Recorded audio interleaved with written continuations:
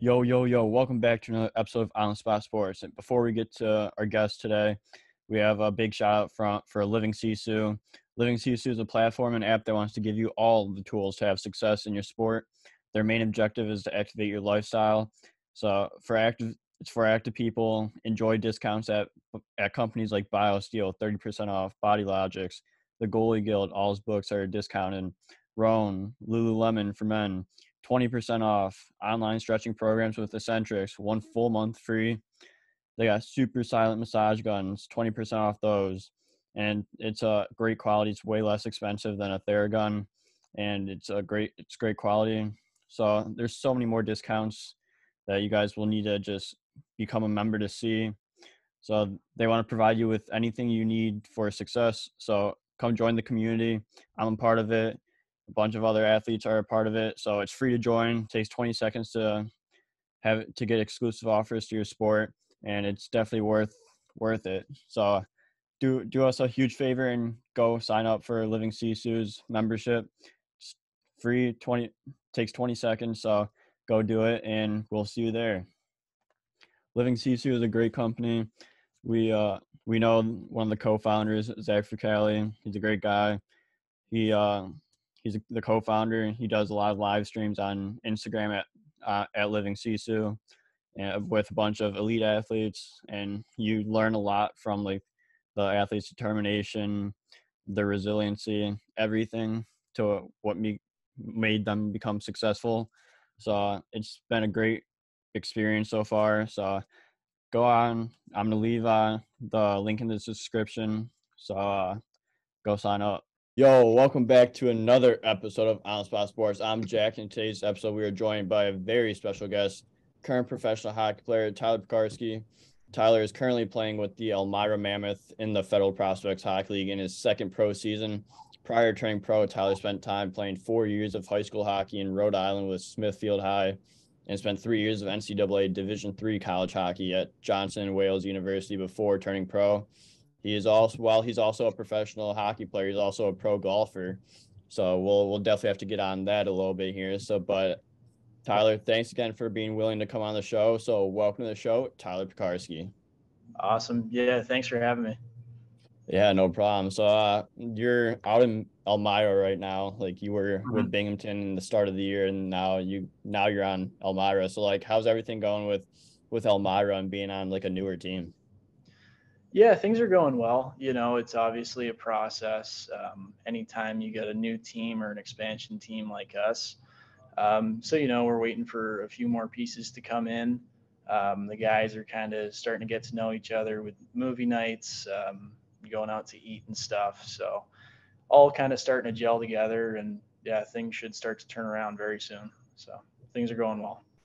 Yeah, and like this isn't the first rodeo that you've been with an expansion team, as you were with the Binghamton Mhm. Black Bears, who were newly expanded last year. So like, do Mhm. you see like similarities between the two teams, like when you guys first started to like, and then like obviously last year in Binghamton, you just build throughout the season, and then you guys got into the playoffs, and I believe you guys got knocked out the first round last year.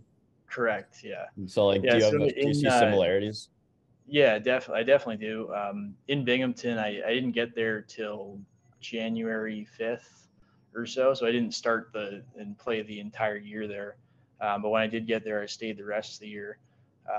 But the skill level in terms of how good the team was from the beginning of January to the end of the season, it was a completely different team.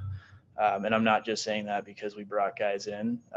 We certainly did do that, but we also just gelled, kind of like I was talking about. So that's certainly starting to happen here. I think every game that I've been with the Mammoth, we have done a little bit better.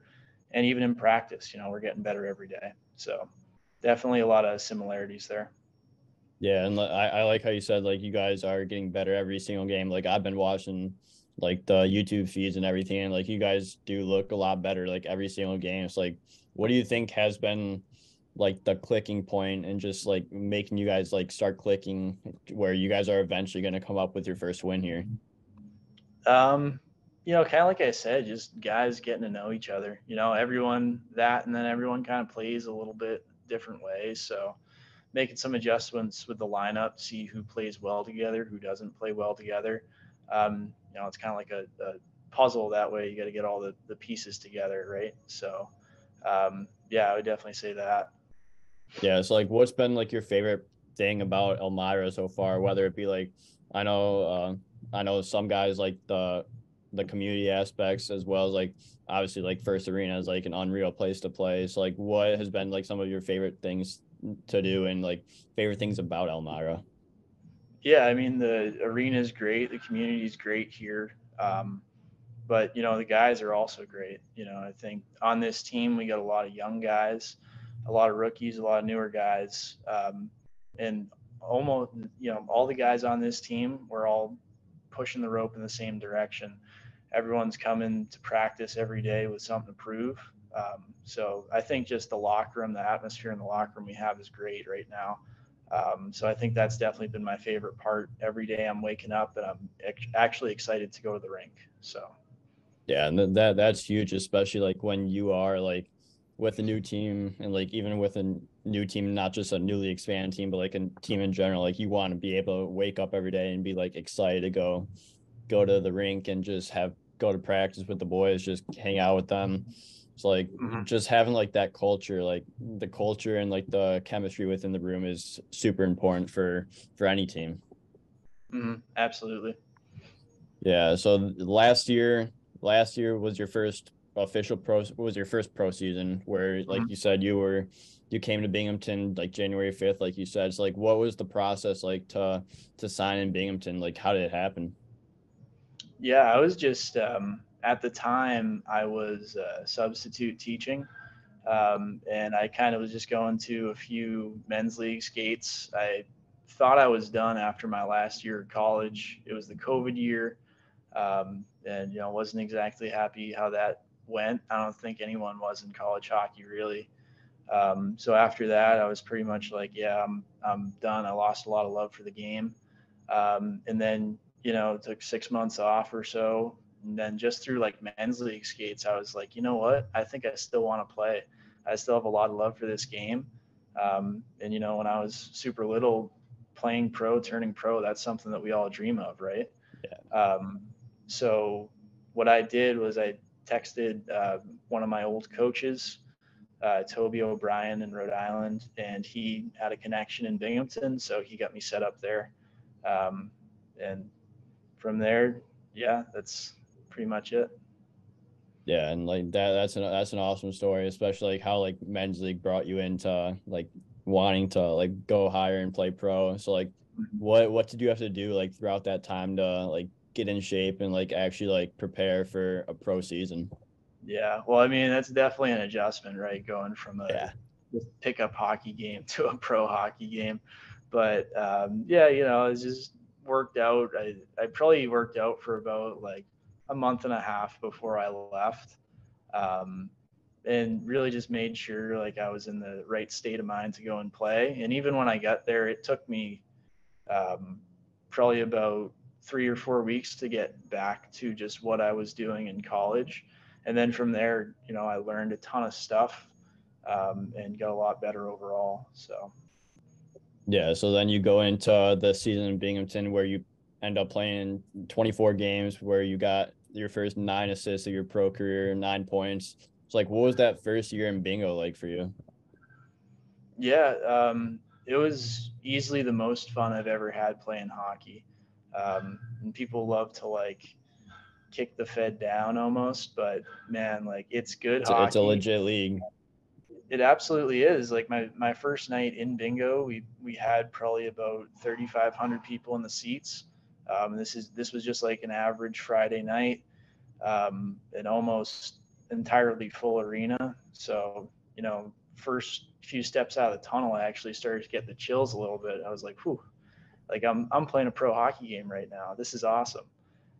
So for me, just being in that atmosphere, being back in the locker room with the guys, having that camaraderie, um, all that was a great experience. Yeah. Yeah, and like like a lot of people tend to want to kick the Fed, like you said. So, but like it's a legit league. Like it's a very skilled, fast-paced league. Like every Mhm. year, it seems to get better and better. And then when you have like all the trickle-down effects too that end up happening in pro hockey, like you have like SP guys coming down, like coast guys. Like Mhm. there's even a few like old AHL guys in the league right now. So it's Yeah. just like just a continuing. It's gonna continue to grow and continue to get faster and faster every year. So like it's a legit league, and everyone should be watching the Fed. Yeah, absolutely. Yeah. So like what was it like getting that first point out of the way? Like your first you had 9 assists that first year. So like what was it like getting that first pro point? I didn't think too much of it. If I remember correctly, I just kind of got the puck up at the point, kind of walked towards the middle, made a pass back to the wall to Ivashkin, and he just kind of did his thing, what he usually does, and just puts it in the back of the net. Um, so for me, it was just an ordinary hockey play. And then after, I got the puck that said like first pro point, so I was like, oh, that's pretty cool. But for me, that's not something that I really like hung on to. So Yeah, but what a guy to pass the puck to. I've asked, and he's a legend in Binghamton in the Fed. Like he got so many points last year. Like you just let that guy do his stuff, and it's probably gonna end up in the back of the net. exactly, yeah, it certainly made life easy for me as a defenseman. Just feed that guy the puck and watch him go. Yeah, So, absolutely, 100% agree with you there. But what were some of like the biggest takeaways from that first year in the Fed that you went on to like put in your game for, especially going into year two? I think I just gained like a lot of confidence. In college, I was pretty much forced into a role of a defensive defenseman and a penalty killer. And I got really good at those things, and I still do those things to the best of my ability. But I also last year gained a lot of just like offensive confidence and confidence in my first passes, and confidence now in the offensive zone. Um, yeah, so I would say the biggest thing I learned from last year is that I have a lot more time than I think I do out there, and there's no need to like rush my plays or rush my passes, and that I have now the confidence to make those plays. So Yeah, so like what was that adjustment like from going from like a defensive defenseman, like you said, to like being able to like have a lot more time and like build that confidence and be able to make plays in the offensive zone instead of just being a stay-at-home defenseman? yeah, it's definitely still an evolving thing for sure. But every day, I mean, I'm running a power play unit now, so every day I feel more and more confident in doing that. Um, when I was younger in high school, I was definitely more of like an offensive defenseman even. So the defensive defenseman thing, that's something that's been more recent than really what I've done my whole hockey career. So now it's just kind of like going back in my mind, to like youth hockey, high school hockey, remembering what I did, and then kind of boosting that up to the next level, right? So that's kind of what the transition's been like, and it's been going well. So every day I feel more and more confident. Yeah, so just going back to what you know from when you were a kid and trying to apply that to the professional game. Hmm. Absolutely. Yeah, and like I like to like especially like when guys like enter their first year pro, like you're gonna have stories. So like, what was your welcome to the Fed moment?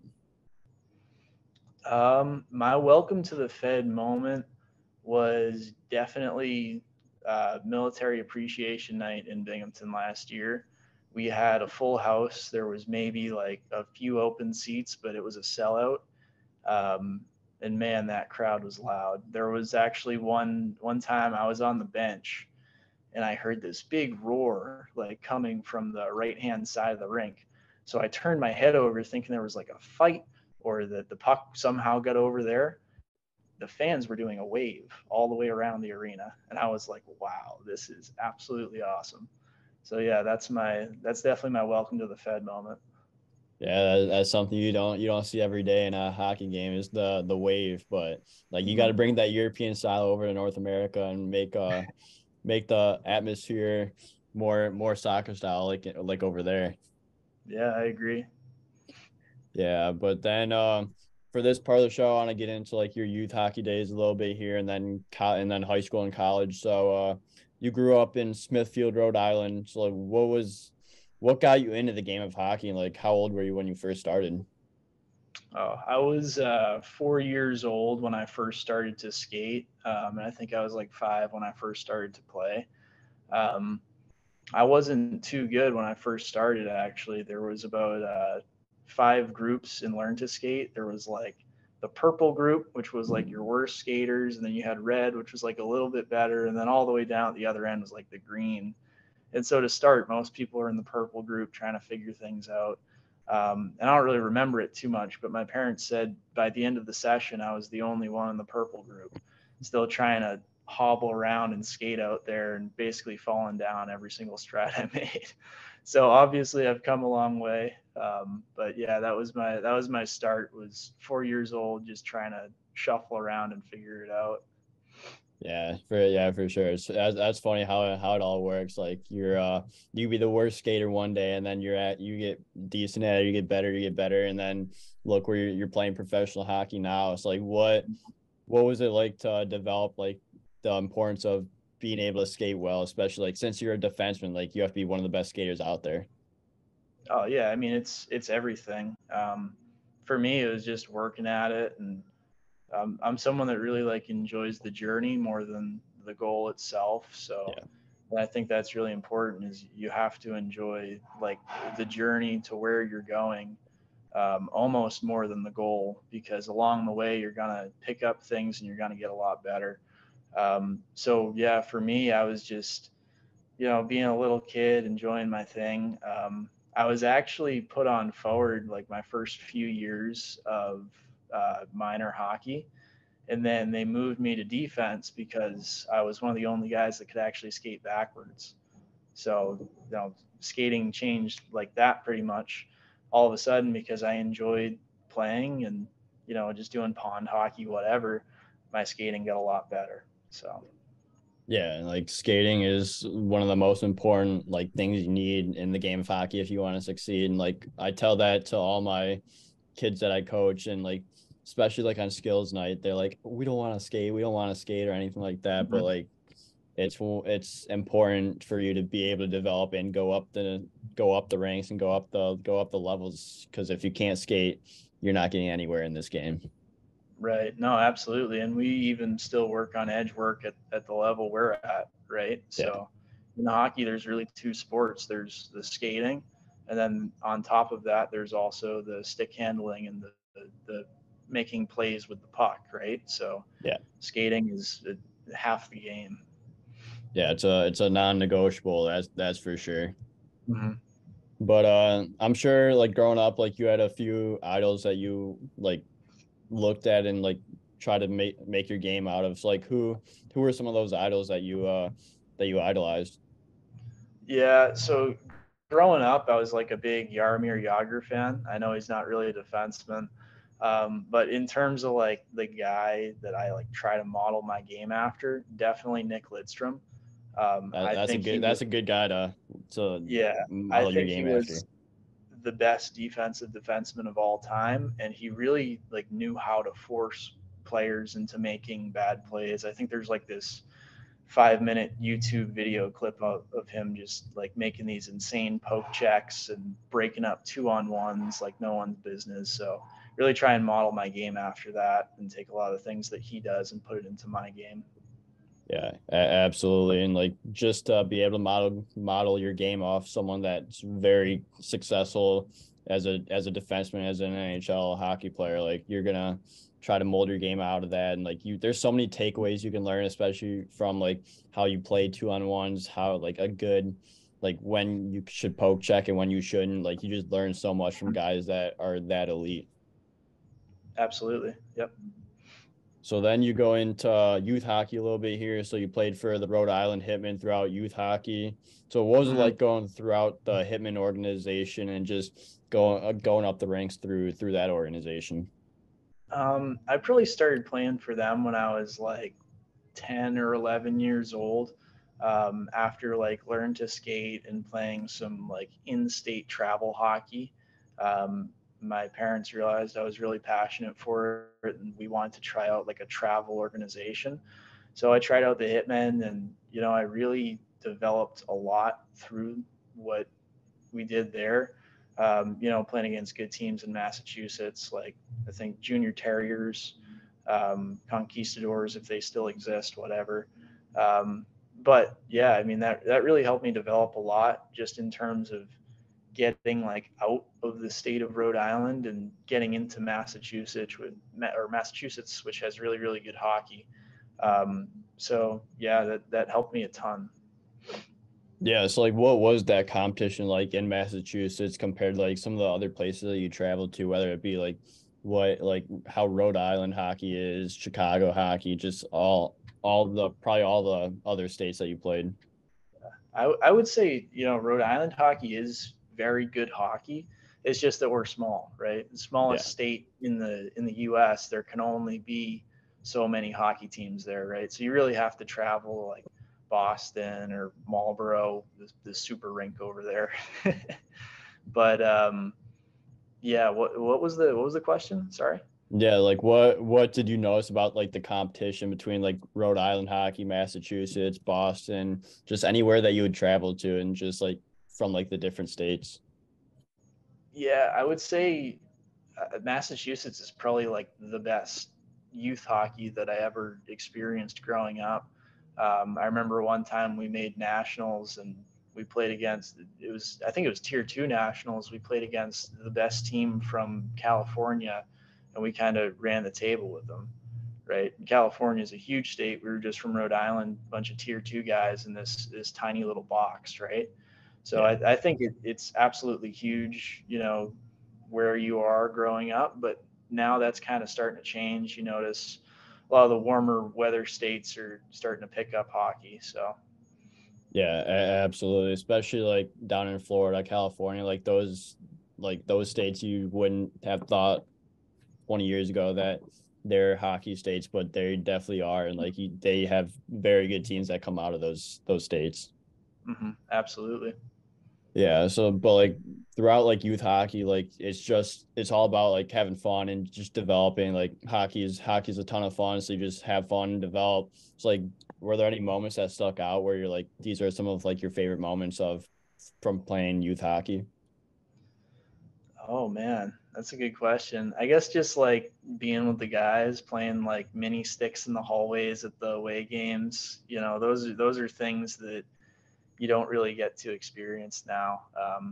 And those mini sticks now, by the way, are absolutely ridiculous. The ones that we were using were like wooden and cut down, Yeah. and these kids get $300 Now they're carbon fiber. yeah, carbon fiber mini sticks. But yeah, just growing up with all those guys, being around them, that's really what it's all about. It's enjoying the journey with those other people, right? So that's just those little moments. That's what I enjoy the most. Yeah, just being with the teammates, having fun, playing mini six, like you said, like going on the road trips now with the boys, like those. It's Mhm. all like outside, just having fun with your teammates and building that chemistry and camaraderie with everyone. Mhm. So then you go into high school hockey now with Smithfield High in Rhode Island. So like what were those 4 years of high school hockey like? And just like high school hockey is like such like a fun time in that time zone. It's like what was hockey like for you in high school? Yeah, no, you're absolutely right. That's how I would describe it. It was a fun time. It was some of the most fun hockey Yeah. I've ever played. And honestly, it was in some of the biggest crowds I've ever played, which is crazy because I was just 14 to 18 years old, a kid in high school. But yeah, I mean, it was pretty good hockey too for the level it was. It was Division One Rhode Island hockey. Rhode Island's a small state, but there are definitely some good hockey players that come from there. Um, so yeah, I mean, that's how I would describe it. Is it was absolutely a ton of fun. Yeah, you're just living the glory days out Hmm. in high school hockey and like just going throughout like freshman year to senior year and like seeing everyone develop from how they were freshman year to how they are this senior year is like amazing to see that development. So like, what was your development path through from freshman year to senior year? Oh yeah, I mean that's like night and day, right? You're Yeah, basically go from like a boy to a young man, right? From yeah, 14 to 18. So for me, I started my high school journey as a forward. I went back to forward, and then my sophomore year, I wound up going back to defense. So then I kind of started to develop as a defenseman. Back then, I was certainly more of like a two-way defenseman, if not an offensive defenseman. Um, and yeah, the development was good. The hockey was good. My coach back then, Coach Jackson in Smithfield, one of the best coaches I've ever played for. Man, I would still run through a brick wall for that guy. He's awesome. So yeah, doing that, playing in front of some pretty big crowds. I remember my senior year, we played against Mount St. Charles in a playoff game, and there were people just sitting in the aisles trying to see. Right, it was that sold out. It wasn't a huge barn, but still, just being in that environment, it's a ton of fun. So yeah, and like especially like in high school hockey, like just being like those smaller barns when like there's literally no open seats and everyone's just in the aisles and everything, like just on the glass, like there's no better feeling because like it brings all that like energy even more, especially like when you get like mhm. the student sections out and everything, like those are the best. Yeah, absolutely.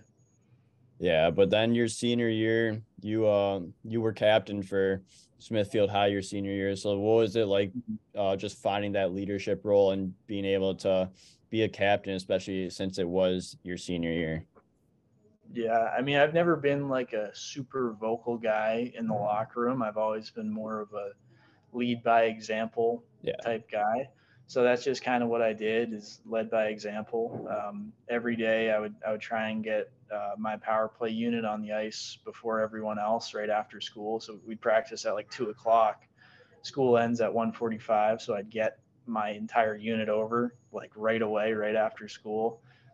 Sometimes we'd hop out of school a little bit early just to get there, There we go.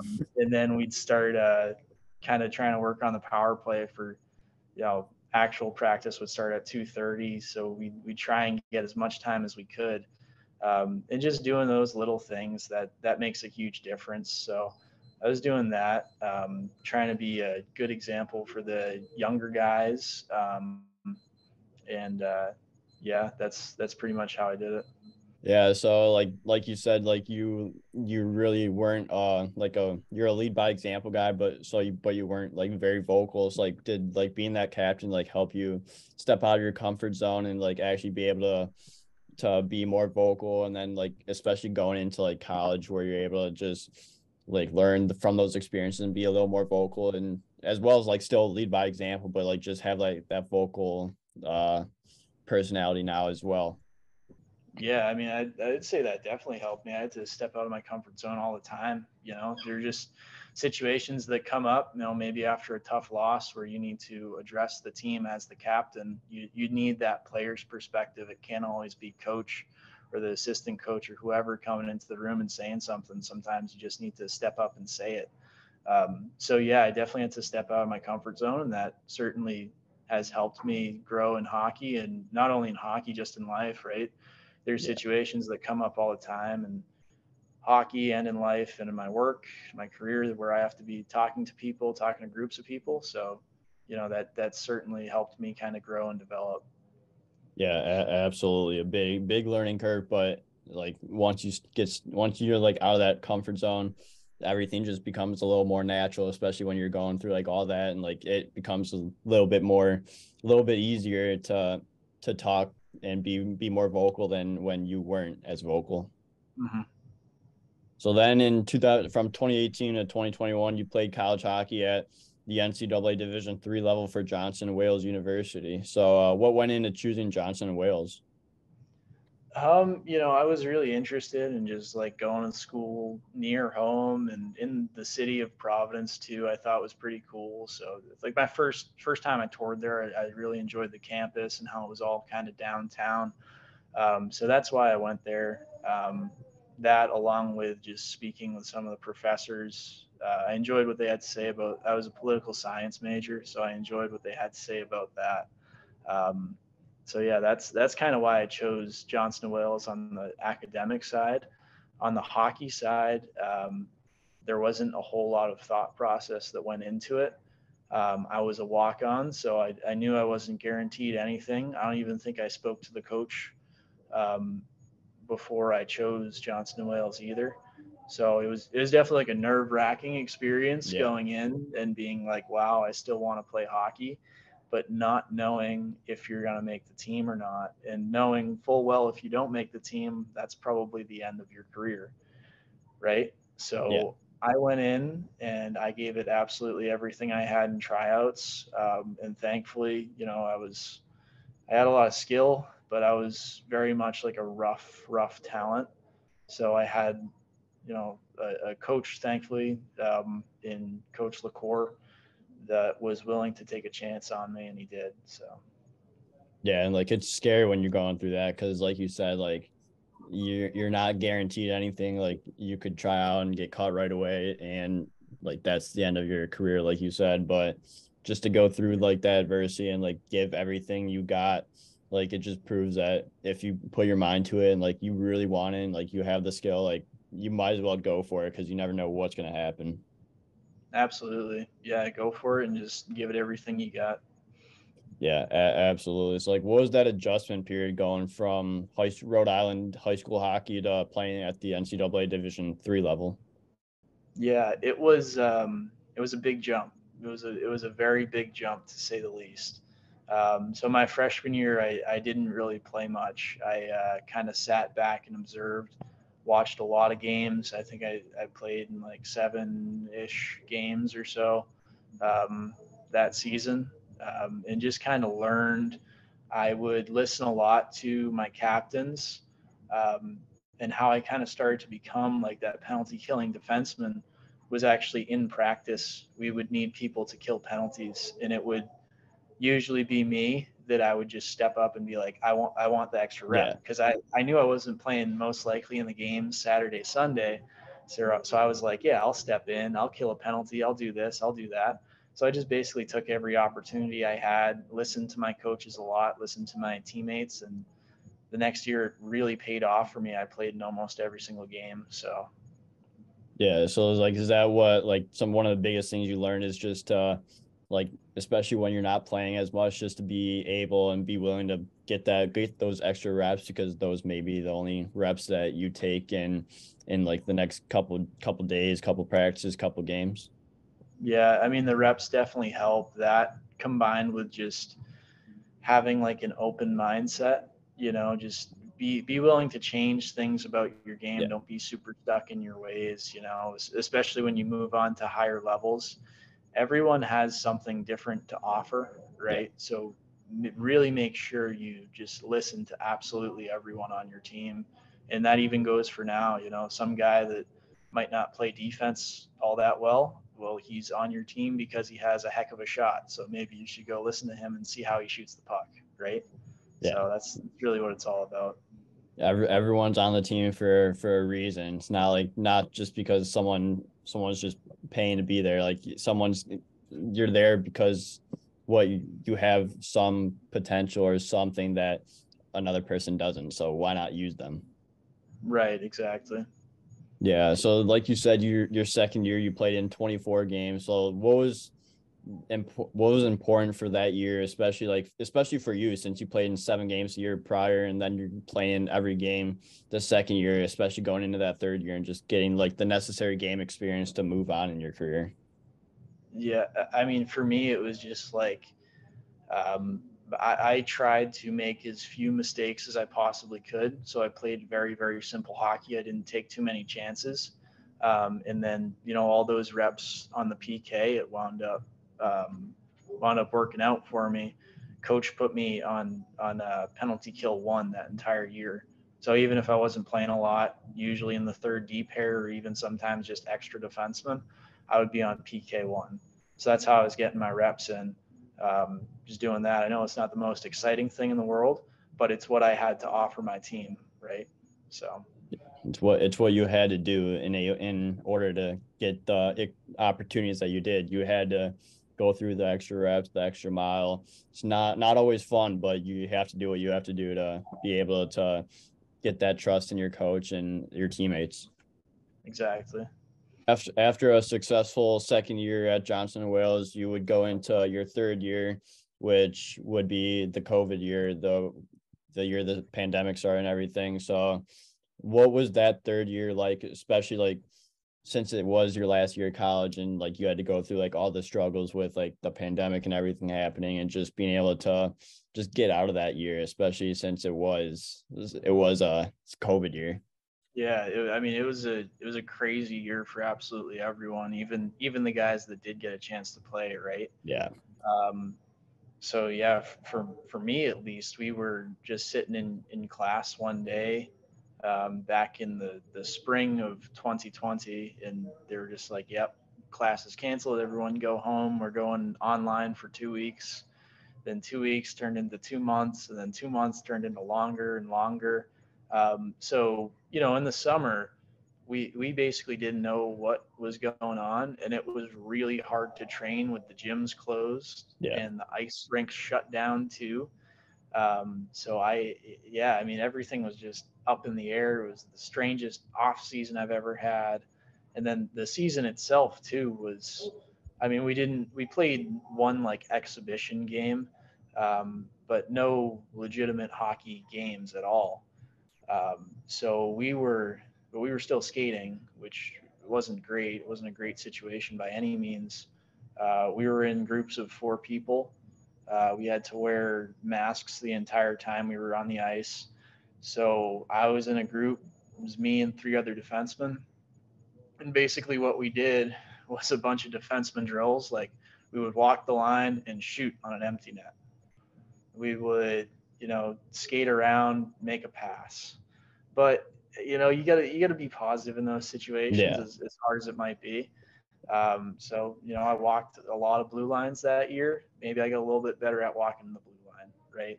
So that's the way I look at it. No, it wasn't a traditional year. It certainly wasn't easy for anyone, and but it is what it is.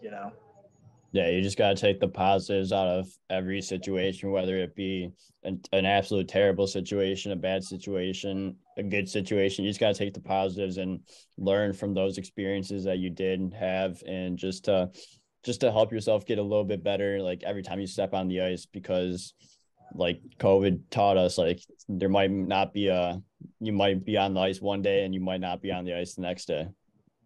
Absolutely. Yeah, but then you finished off your year. So like what were some of your favorite memories from playing college hockey? Favorite memories. My favorite memory was probably playing in front of Norwich. I got to do that my sophomore year, which was my last real year of college hockey. Um, yeah, played there in front of probably like 2,000 people, but it's a big 2,000 people. Yeah. They got like a small like full lower bowl, and they're very loud.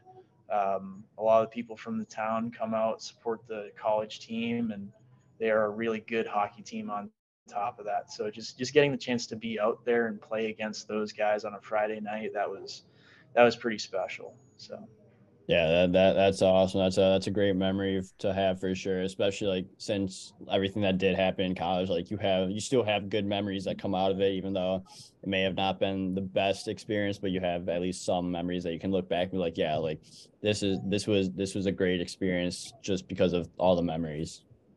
absolutely. Yeah, but I have a few more questions for you before we wrap things up here. So, do you have any tips for players looking to get to that next level? Yeah, just basically listen to everything that all the coaches say to you. Listen to your teammates, and just approach every situation with like an open mind, right? Because kind of like I was saying earlier, you never know what someone has to offer. Yeah. The guy that, like I said, the guy that doesn't play great defense, he has a great shot, or he does this, he does that. So listen to everyone and just approach every situation with an open mind.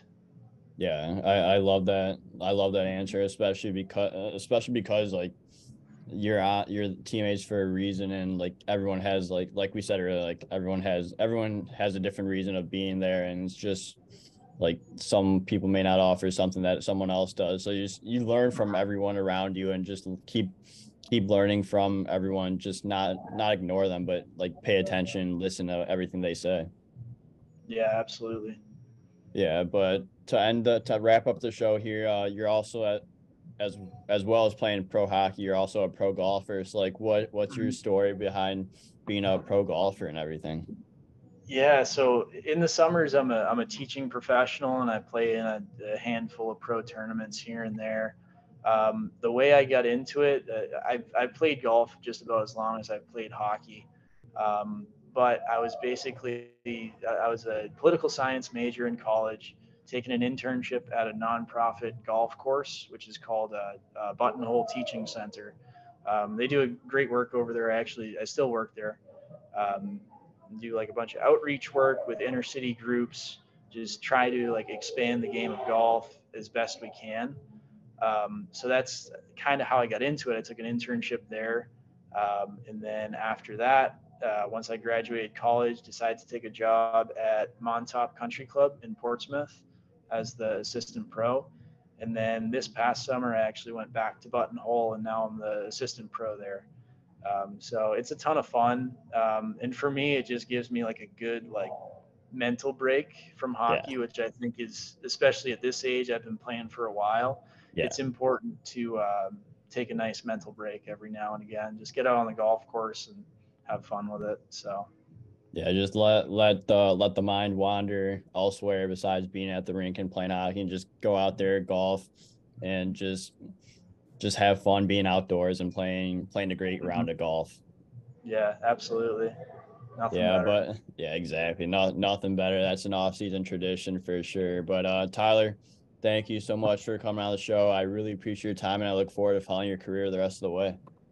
Absolutely. Thanks for having me.